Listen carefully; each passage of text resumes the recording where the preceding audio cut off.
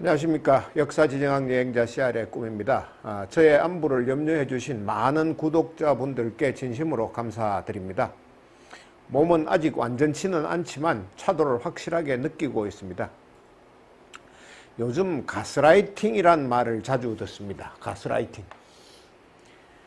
가스 등, 가스로 키는 등불이란 제목의 연극과 영화 원작에서 비롯된 심리학 단어입니다. 심리적인 조작자가 가스 등만 키면 길들여진 사람, 심리적 억압을 당한 사람은 판단력을 잃고 조종하는 사람의 뜻대로 움직이는 것을 말합니다. 결국 이제 가스라이팅이라는 것은 자신의 이익을 위해서 누군가를 교묘하게 세뇌시켜서 심리적으로 바보로 만드는 것을 말합니다. 그 사이비 종교에 세뇌당한 사람들, 그들이 표본적인 사례고, 또 요즘 뉴스에 흔히 나오는 그 수년, 수십 년간 매맞아가면서 강제 노역을 하거나 성적 착취 등을 당하는 사람도 이 가스라이팅이 이제 근본 배경입니다. 이 가스라이팅을 하는 사람들은 당하는 사람들에게 주문처럼 늘 하는 말들이 있습니다. 넌 안 돼. 넌 바보야. 내 도움이 없으면 너 혼자서 할 수 있는 일은 아무것도 없어. 등등입니다. 요컨대 이제 반복적으로 정서를 학대함으로써 이 당하는 사람의 자존감을 극도로 낮게 만들고 스스로의 존재 가치에 대해서 의심하게 만드는 방법입니다. 그러니까 우리 민족 전체를 대상으로 그런 가스라이팅을 시도했던 사람들이 있습니다.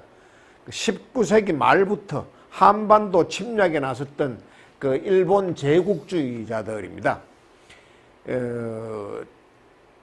그 중에서도 이제 조선 총독부와 거구 일본인 역사학자들이 그 가스라이팅의 행동 대원으로 맨 앞장에 섰습니다. 청일 전쟁 이후 이제 일본의 본격적인 조선 침략이 진행될 무렵에 조선과 일본 양쪽의 지식인들은 치열한 역사 전쟁을 벌였습니다. 박은식, 신채호, 정인보 등의 이제 민족주의 사학자들하고 민족주의 사학자들은 이제 다른 것은 다 빼앗겨도 한민족의 역사만큼은 지켜야 한다고 말했습니다. 영토를 잃은 민족은 다시 일어설 수 있지만 역사를 잃은 민족은 회생이 불가능하다고 했습니다. 영토는 전쟁의 와중에 빼앗기기도 하고 되찾기도 하고 또 때론 더 넓어지거나 좁아지기도 하지만 역사는 다르다고 했습니다. 역사는 나라와 결의의 을이고 혼인데 그것이 왜곡되거나 소멸되면은 아예 나라를 되찾을 생각조차 하지 못한다고 했습니다.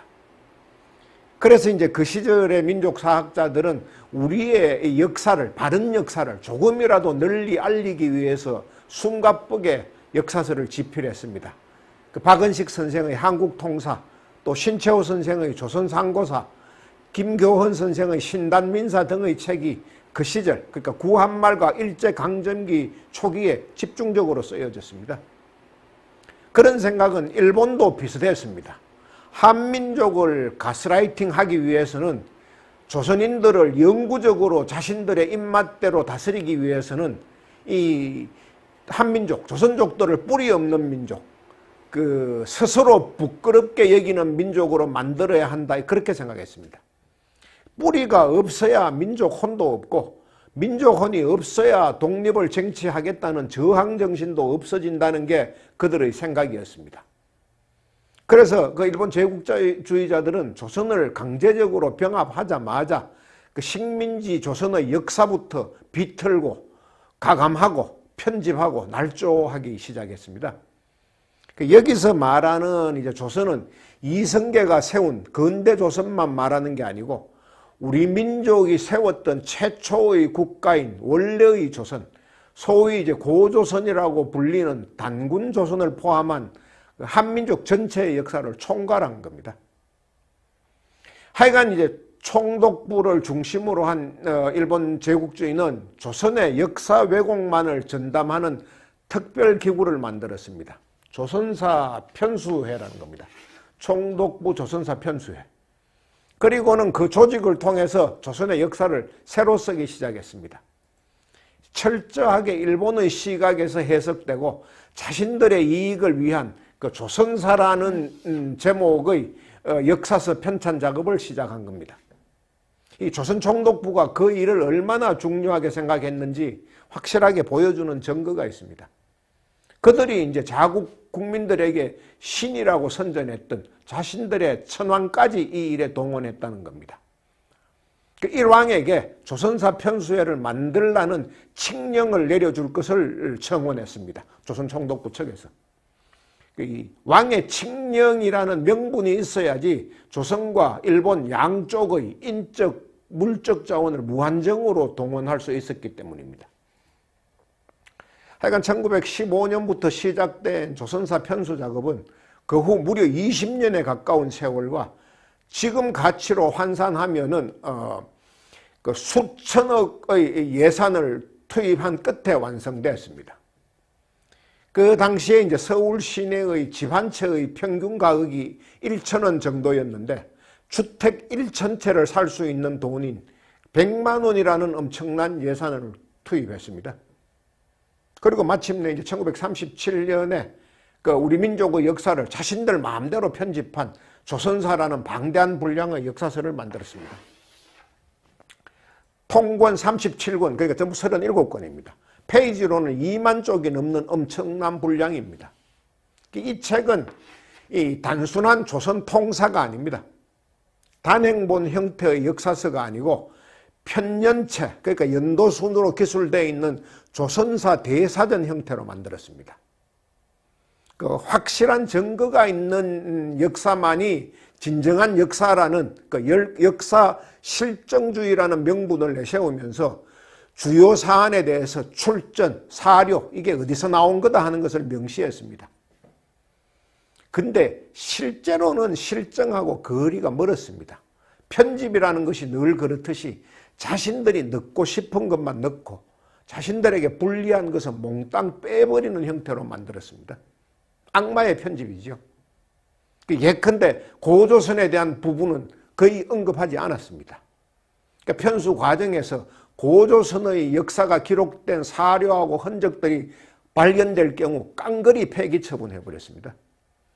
그리고는 원래 그 고조선이라는 것은 제대로 존재가 없었다 이런 역사로 만들어버렸습니다.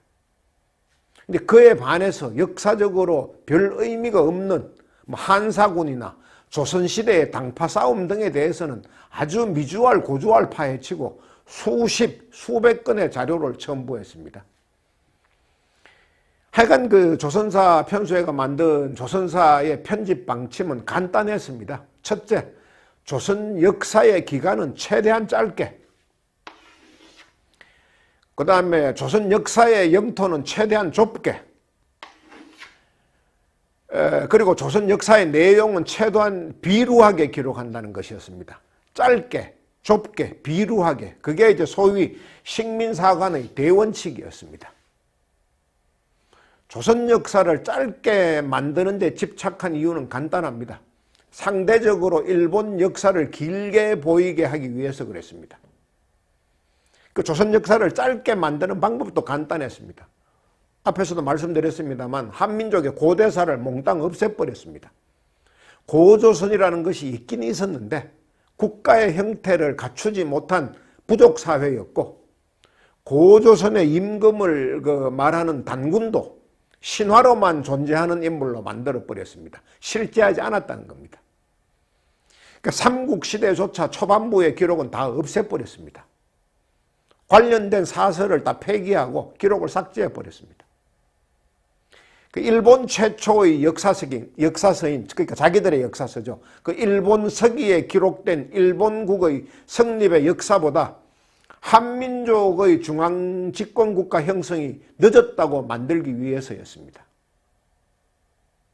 그 이유, 그 일본이 자신들의 역사가 한반도보다 길었다는 것에 집착한 이유도 간단합니다.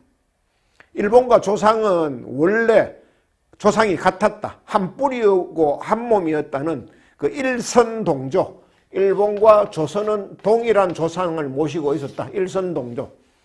그 다음에 내선일체, 내지, 그러니까 일본과 조선은 한 몸이었다. 이 원칙을 강조하기 위해서였습니다.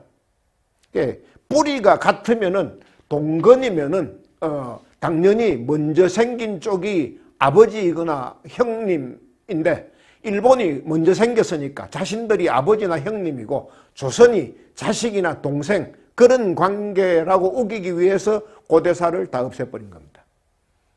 그리고 이제 아버지와 형이 그 아들과 동생을 지배하고 가르치는 것은 당연하다면서 그것에 대해서 괜히 독립이나 저항 따위를 운운하는 것은 쓸모없고 부질없는 짓이다. 그렇게 교육하기 위해서 이제 조선 역사를 짧게 만든 겁니다.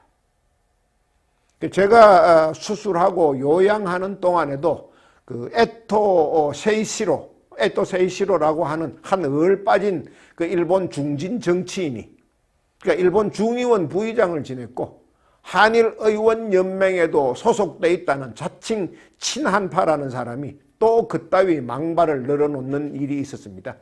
옛날부터 일본은 조선의 형님이었고 일본은 조선을 잘 지도해야 한다는 사명감이 있다. 그런 말을 공공연히 했습니다. 그러니까 옛날이나 지금이나 일본 우익들의 머리는 참 한결같습니다. 정말 구제불능입니다. 그 조선사 편수회의 조선사에서 한민족의 역사 영토를 좁게 만들었던 이유도 간단합니다.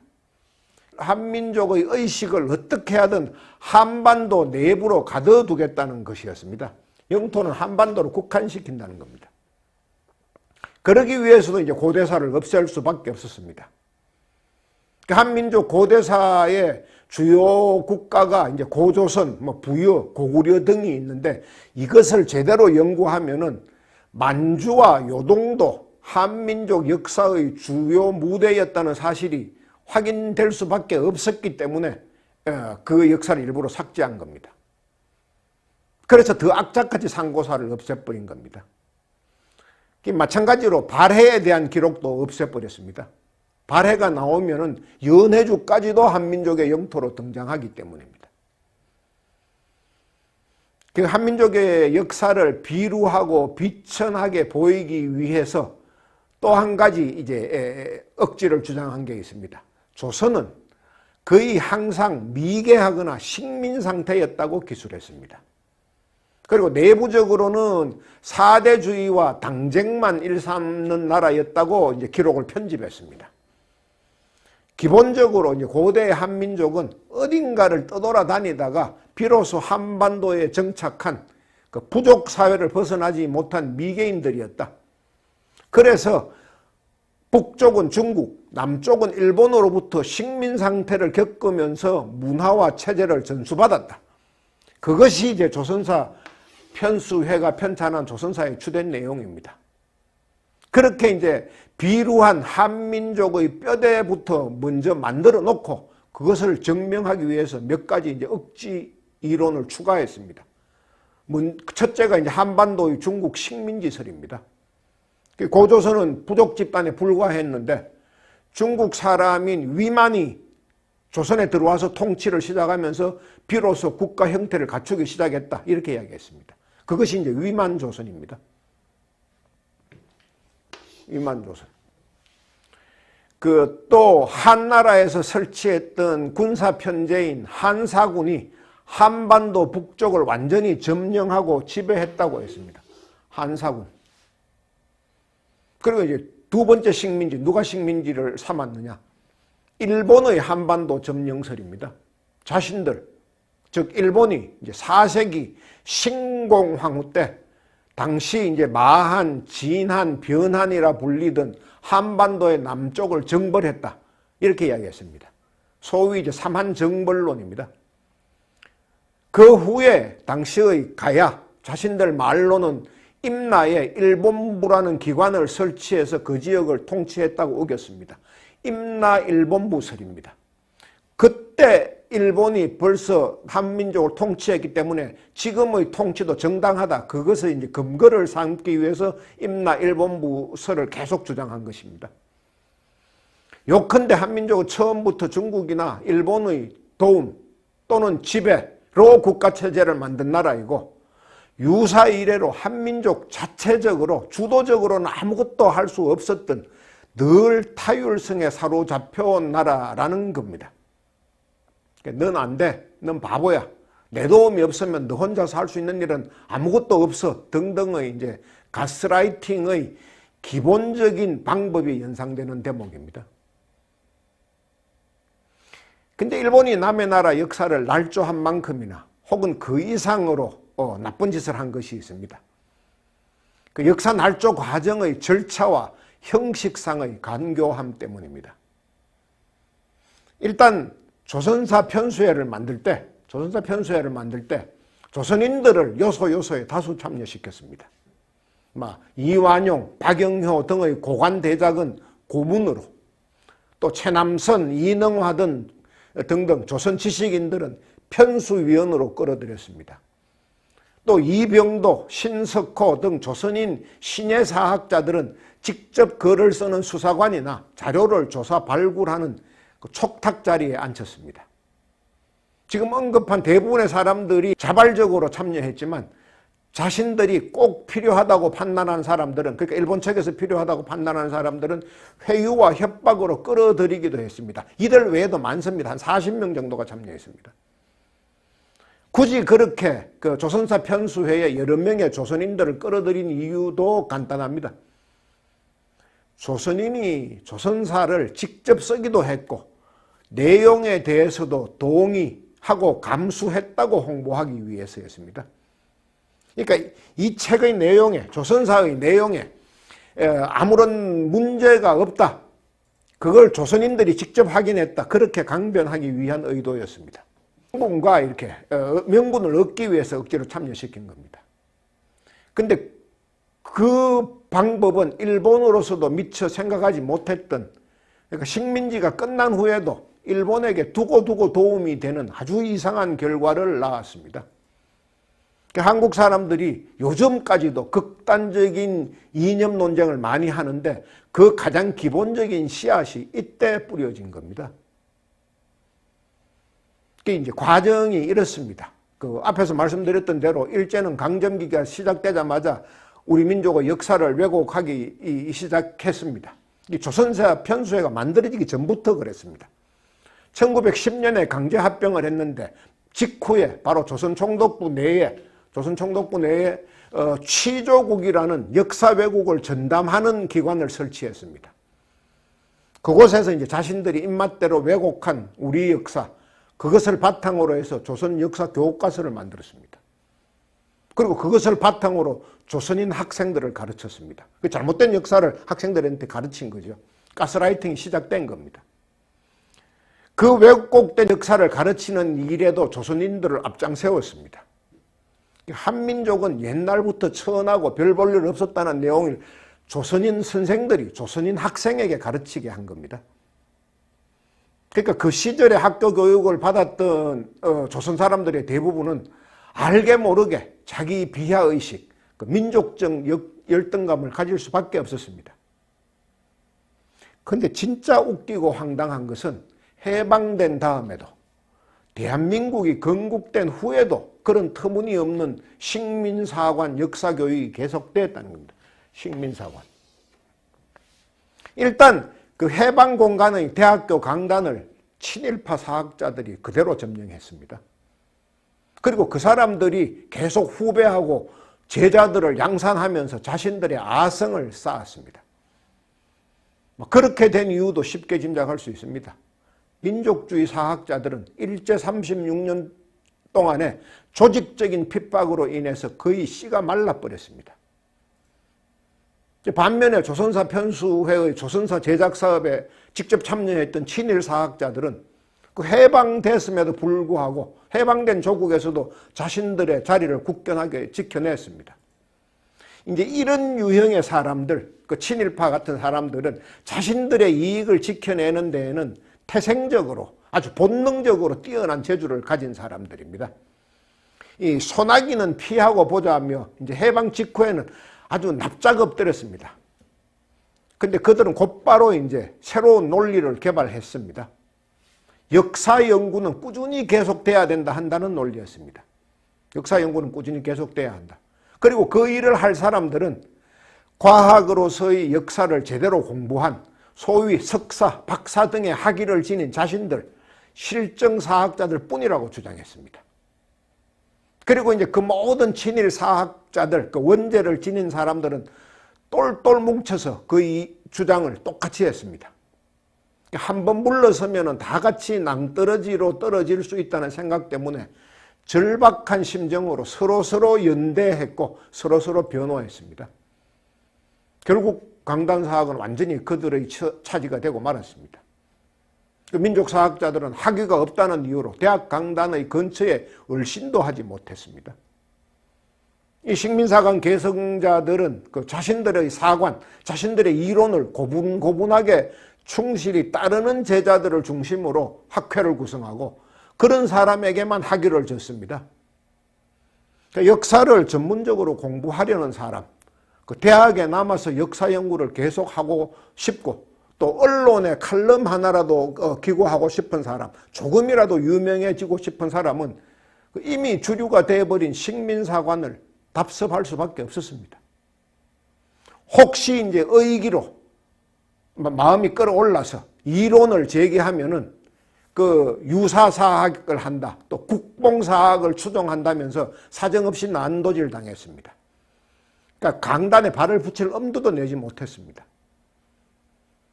그런데 그러한 말하자면 악습은 역사학과 학부생들한테도 악영향을 미쳤습니다. 4년 내내 식민사관 역사학만 배우게 된 겁니다. 그렇게 배운 후에 졸업해서 중고등학교 역사교사가 됐습니다. 결국 대학은 물론이고 중고등학교까지도 친일 식민사관을 비판 없이 받아들이는 풍토가 조성될 수밖에 없었습니다. 잘못된 역사교육의 단적인 예가 한사군에 대한 것입니다. 한사군은 기원전 2세기 이제 한나라의 무제가 고조선을 정복한 후에 조선을 4지역으로 분할 통치하기 위해서 세웠다는 군사편제입니다. 요즘 중고등학교 역사 교과서는 어떤지 잘 모르겠습니다만 중장년층 이상은 학창시절 국사 공부를 할 때 그 한사군의 이름과 위치를 달달달 외웠던 기억이 있을 겁니다. 낭랑, 현도, 임둔, 진번 등등 그때 외웠던 내용들이 아직도 제 머리에 깊이 각인되어 있습니다. 왜 우리 역사 교과서인데 우리의 자랑스러운 부분은 제쳐두고 그 반만년 역사 가운데 극히 일부에 불과했고 또 특별한 의미도 없고 그 위치마저도 분명치 않았던 것을 왜 그렇게 중요하게 가르치고 한사코 외우도록 강요했는지 모르겠습니다. 또 이제 동인, 서인, 남인, 북인, 노론, 소론, 대북, 소북 등등 당파들의 이름은 왜 그렇게 외웠는지 모르겠습니다. 왜 그렇게 가르쳤는지 모르겠습니다. 조선사 편수회하고 친일 강단사학과의 상관관계 외에는 설명할 방법이 없습니다. 참으로 어이없고 안타까운 이야기입니다. 그것뿐만이 아닙니다. 그 원래의 조선, 우리가 고조선이라고 부르는 그 당군조선, 그 국가는 분명히 한반도 북부와 만주에 수천 년간 존재했었습니다. 20세기 후반부터는 그 사실이 더욱 명확해졌습니다.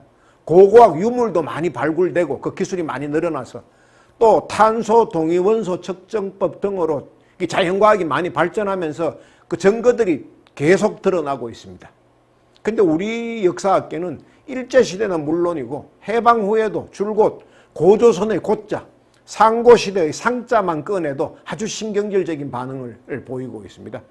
증거를 눈앞에 들이대도 내가 배우지 않은 것은 원래 없었던 것이야 하면서 배관시하며 쳐다보지도 않습니다.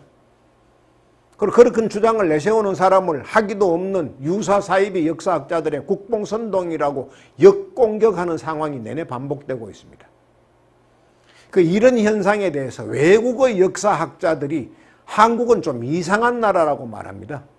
중국, 일본은 물론이고 전 세계의 거의 모든 나라들은 없는 고대사도 만들어가면서 자국의 역사의 시간을 더 길게, 역사의 공간을 더 넓게 하려는 데 반해서 한국은 있는 역사조차 다른 나라 역사학자들이 분명히 존재했다고 역성을 들어주는 고대사조차 한사코 부정하는 이유를 모르겠다는 게 이제 그 외국인 사학자들의 주장입니다.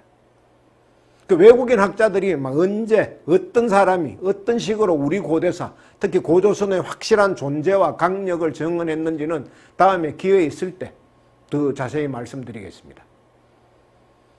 근데 한국 역사학자들이 왜 있는 역사조차 외면하고 부인하는지 저는 대충 짐작하고 있습니다. 쉽게 말하면 일제 때부터 세습 때 내려오고 있는 그들만의 집단 이기주의, 더 쉽게 말하면은 친일로 꿀을 빨았던 사람들의 밥그릇 챙기기 공동연대 때문이라고 생각을 합니다. 엄밀하게 따지면 이제 친일 역사학자들만 역사를 왜곡하는 게 아닙니다. 일제강점기 때 판검사나 군수 등 소위 한자리를 차지했던 사람들은 물론이고 하다못해 면석이나 순사 보조를 하는 등 그 일본 제국주의 덕으로 밥 먹고 살았던 사람들도 그 역사 왜곡 대열에 동참했습니다. 자신들의 과거를 합리화하기 위해서 또 그 시절부터 누려왔던 각종 기득권의 혜택을 계속해서 누리기 위해서 그렇게 했습니다. 그 사람들은 이제 입술이 없으면 이가 시리다, 순망치한의 원리를 이미 알고 있는 사람들이었습니다. 초록은 동색이고 가재는 개편인 것을 알고 있었습니다. 서로 돕고 서로 감싸고 서로 일감과 자리를 나누어 가졌습니다. 누이 좋고 매부 좋고. 학계는 물론이고 정계와 재계, 언론계 등 사회 각계각층의 요직에 아주 깊숙하게 알박기를 한 겁니다. 그리고 그게 이제 대를 물려가면서 오늘날까지도 계속되고 있는 것입니다. 그 사람들이 하는 행태는 대개 이렇습니다. 그 시절, 그 일제시절이 여러모로 참 좋았으라면서 교묘하게 일제시대를 찬양합니다. 일본이 알게 모르게 우리를 참 많이 도와줬어 라면서 식민지 근대화론을 은근히 슬퍼합니다. 또 일본은 2차 대전 패전의 잿더미 속에서 세계 2위의 경제 대국을 이루었어. 일본 사람들은 뭐가 달라도 달라라면서 일본 민족 찬양론을 전개합니다. 근데 반대로 우리 민족에 대해서는 틈날 때마다 열등의식과 분열을 조장합니다. 우리는 틀렸어. 냄비 근성을 가진 바지저고리들이 뭘 하겠어. 우리가 무슨 선진국이야. 요즘 잠깐은 개발에 땀난 형국이지만 곧 본색이 드러날 거야. 뭐 이런 말을 하면서 은근히 초를 치고 김을 뺍니다. 그러면서 이제 자신들을 객관적인 양, 지식인인 양 이렇게 위장을 합니다. 그래서 어떻게 됐느냐. 그 조상이 친일을 하면 3대가 흥하고 조상이 독립운동을 하면 3대가 망한다는 시쳇말이 결코 빈말이 아니라는 것이 바로 오늘날까지도 여러 곳, 여러 상황에서 증명되고 있습니다. 근데 이제 그 사람들은 자신들의 이익 때문에 그런다 치고 그거보다 더 무섭고 걱정되는 사람들이 있습니다.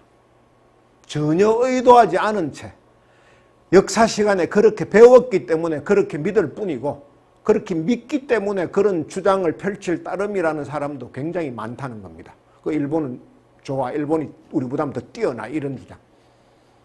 제가 중고등학교 때 배웠던 한사군의 이름과 위치를 지금도 기억하고 있는 것처럼 그 무의식 중에 당군 이야기를 신화로만 해석하는 것처럼 또 요하 문명의 기원이 한민족에 의한 것임을 여러 가지 유물과 유적이 증명하고 있음에도 불구하고 그 사실을 받아들이는 것이 혹시 내가 국뽕 때문이 아닌가 하면서 자꾸 자기 검열을 하게 되는 것처럼 이 대부분의 사람들은 한번 배운 거, 한번 머릿속에 박힌 것을 떨쳐내고 새로운 지식, 새로운 사상을 받아들이는 게 결코 쉽지 않습니다.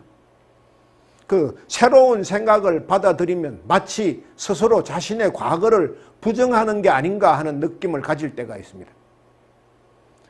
그래서 자신의 지식과 믿음에 반대되는 증거나 새로운 정보가 나와도 그것을 무시해버리고 원래 알던 대로, 원래 믿던 대로 믿어버리는 그 지식의 관성법칙, 자신이 원하는 자신의 입맛에 맞는 정보만 받아들이는 확정편향, 그런 증상이 더 심해지는 이치입니다.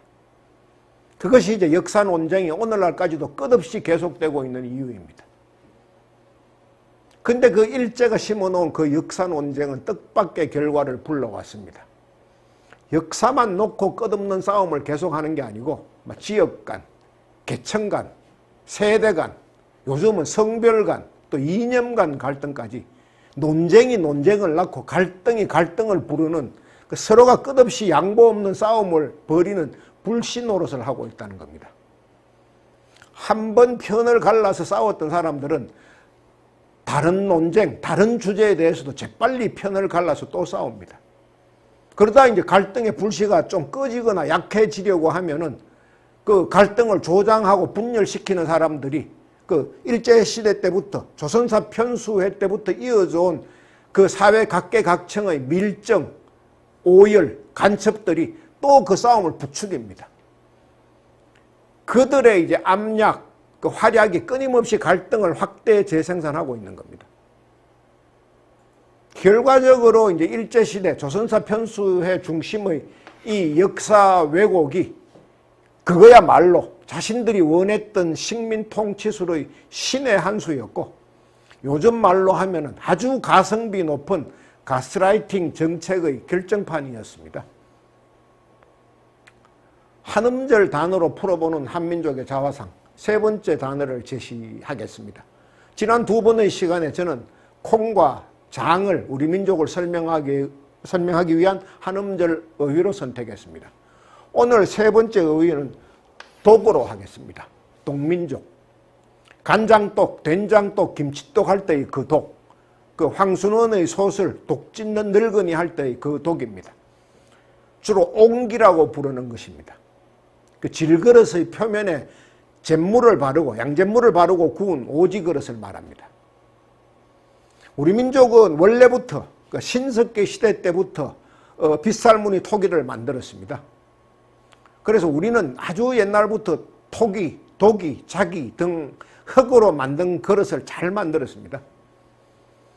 그 흙과의 친화력이 유난히 뛰어났던 우리 선조들이 고구려 시대 혹은 그 이전부터 이제 옹기라는 독특한 용기를 생산하기 시작했고, 그때부터 지금까지 생활 필수품으로 사용해 왔습니다. 그 고구려 사람들의 일상의 모습이 그 생활 도감처럼 그려진 서기 357년에 조성된 한 고분 벽화가 그 증거입니다. 옹기를 옛날부터 써왔다는 증거. 그 황해도 안악에서 발견돼서 이제 안악사모분이라는 이름을 갖고 있는 안악사모분. 이 벽화에는 다양한 종류와 용도의 옹기가 보입니다. 옹기는 기본적으로 숨 쉬는 그릇입니다. 옹기의 안과 밖을 연결하는 미세한 숨구멍이 있습니다. 그런 옹기를 만드는 특별한 기술이 있습니다. 그 숨구멍으로 바람과 빛이 지나갑니다. 그래서 음식을 옹기 안에 오래 놔둬도 부패하는 게 아니고 발효가 일어납니다. 그 옹기는 대부분 배불뚝이 모양을 하고 있는데 그렇게 만드는데도 나름대로 이유가 있습니다. 그 배불뚝이 옹기는 여러 개를 붙여놓아도 위아래 부분에 빈 공간이 생겨서 바람이 잘 통합니다. 빛도 더 잘 들고. 그 길쭉한 용기에 비해서 훨씬 더 햇볕을 골고루 받을 수 있습니다. 그렇게 되면 옹기 위아래의 온도차가 적어서 옹기 안에 내용물이 고르게 발효된다고 합니다. 하여간 옹기는 오랜 세월 동안 우리 민족의 생활 필수품 노릇을 해왔습니다. 옹기 장수가 구석구석을 다니면서 옹기를 팔았습니다. 봄에는 메주를 띄워서 장을 담고, 또 늦가을에는 그해 겨울을 지나기 위해서 만든 그 김장김치를 담는 그게 이제 한민족의 2대 연중 행사입니다. 간장 담고 겨울에는 김장김치 담고, 그 2대 연중 행사가 옹기가 없으면 불가능했습니다. 이게 봄의 장담그기, 그 다음에 늦가을의 김장이 2대 연중 행사가 된 이유도 간단합니다. 그 두 가지가 그 집안의 1년의 입맛을 결정했기 때문입니다. 봄에 장을 잘못 담그면 1년을 후회하게 되고, 김장이 잘못되면 겨울 내내 입맛을 잃어버립니다. 그 된장과 간장, 김치만 독에 담았던 게 아닙니다. 막걸리, 젓갈, 식초도 독에 담았고, 한약도 약탕관이라는 옹기로 다렸습니다. 또 쌀을 담아두는 쌀 뒤주 역할도 했고, 마실 물을 담아놓는 물동 역할도 했습니다. 발효 음식은 곰삭게 만들었고 뒤주 역할을 할 때는 쌀벌레가 생기는 것을 막았습니다. 또 마실 물을 담아두면 자동 정수기 기능도 했습니다. 소금독에다가 생선이나 고기 따위 귀한 식재료를 넣어두면 오랫동안 썩지 않고 보관할 수 있는 식재료 창고 역할도 했습니다. 하여간 장독, 그 옹기를 말하지 않고는 한국 문화를 말할 수 없고, 특히 이제 그러한 옹기들이 모여 있는 곳, 그 장독 때는 우리 민족에게는 아주 특별한 기능을 했습니다. 그 부분은 다음 시간에 말씀드리겠습니다. 오늘은 여기까지 하겠습니다. 감사합니다.